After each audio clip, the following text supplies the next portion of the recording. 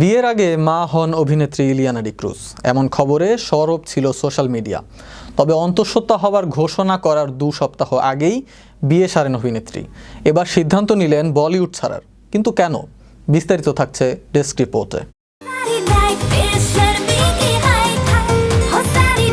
বরফি ছবির মাধ্যমে বলিউডে আত্মপ্রকাশ অভিনেত্রী ইলিয়ানা ডিক্রুজের। তারপর বহু ছবি করেছেন তিনি। অজয় দেবগন, অক্ষয় কুমারের মতো অভিনেতাদের বিপরীতে কাজ করেছেন তিনি। তবে রেড ছবির পর থেকে বেশ খানিকটা দূরত্ব বজায় রাখতে শুরু করেন বলিউডের সঙ্গে। এবার পাকাপাকিভাবে অভিনয় ছাড়ার সিদ্ধান্ত নিলেন ইলিয়ানা। চলতি বছর 1 আগস্ট পুত্র সন্তানের জন্ম দিয়েছেন অভিনেত্রী। ছেলের নাম রেখেছেন কোয়া ফিনিক্স ডোলান। অন্তঃসত্ত্বা অবস্থায় গর্ভস্থ সন্তানের পিতৃ পরিচয় গোপন রেখেছিলেন ইলিয়ানা। অনেকেই ভেবেছিলেন সিঙ্গেল মাদার হিসেবে সন্তানকে বড় করবেন তিনি। তবে ছেলে ভূমিষ্ঠ হওয়ার পরপরই পরিষ্কার করেন সবকিছু। অন্তঃসত্ত্বা হওয়ার খবর ঘোষণা করার 2 সপ্তাহ আগেই বিয়ে সারেন অভিনেত্রী। যদিও সবটাই ঘটেছিল খুব চুপিসারে। তার স্বামীর নাম মাইকেল ডোলান।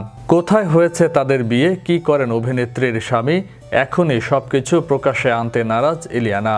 এর মধ্যেই বড় সিদ্ধান্ত নিলেন এই অভিনেত্রী। বলিউডের পাট চুকিয়ে ছেলে ও স্বামীর সঙ্গে আমেরিকায় স্থায়ী হওয়ার সিদ্ধান্ত নিলেন ইলিয়ানা ডিক্রুজ। ঘনিষ্ঠ সূত্রের খবর অনুযায়ী অভিনয় নয়, বরং নিজের পরিবারের সঙ্গেই সময় কাটাতে চাইছেন তিনি। আর সেই কারণেই এমন সিদ্ধান্ত নিয়েছেন ইলিয়ানা।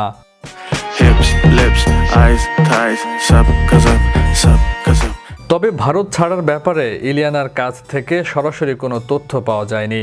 অভিনেত্রীর কাছের একজন স্বজন জানিয়েছেন, পরিবারকে বেশি সময় দিতেই ইলিয়ানার এই সিদ্ধান্ত। দক্ষিণী সিনেমা দিয়ে ক্যারিয়ার শুরু করলেও হিন্দি ছবির দর্শকের কাছেও পরিচিত নাম ইলিয়ানা ডিক্রুজ। অনুরাগ বসুর বরফি সিনেমায় অভিনয় করে দর্শকের প্রশংসা কুড়িয়েছিলেন তিনি। এরপর তাকে দেখা যায় রেড বাদশাহর সহ বলিউডের বেশ কয়েকটি সিনেমায়। 2006 সালে দেবোত্তাশু দিয়ে তেলুগু সিনেমায় অভিষেক। এরপর থেকে তেলুগু সিনেমাতেই বেশি দেখা গিয়েছে ইলিয়ানাকে। মাঝে করেছেন তামিল ও কন্নড় ছবিও। 2012 সালে সর্বশেষ তামিল সিনেমায় অভিনয় করেন এই অভিনেত্রী। নানবান নামে সিনেমাটি প্রশংসিত হয়েছিল অনেক বেশি। ইলিয়ানাকে সর্বশেষ দেখা যায় হিন্দি সিনেমা দ্য বিগ বুলে। অভিষেক বচ্চনের সঙ্গে সেই সিনেমাটি মুক্তি পায় 2 বছর আগে। চলতি বছর 2টি সিনেমায় দেখা যাবে ইলিয়ানাকে, যার একটি আনফেয়ার অ্যান্ড লাভলি আর একটি লাভার্স। বিশ্ব বাংলা 24 বিনোদন ডেস্ক।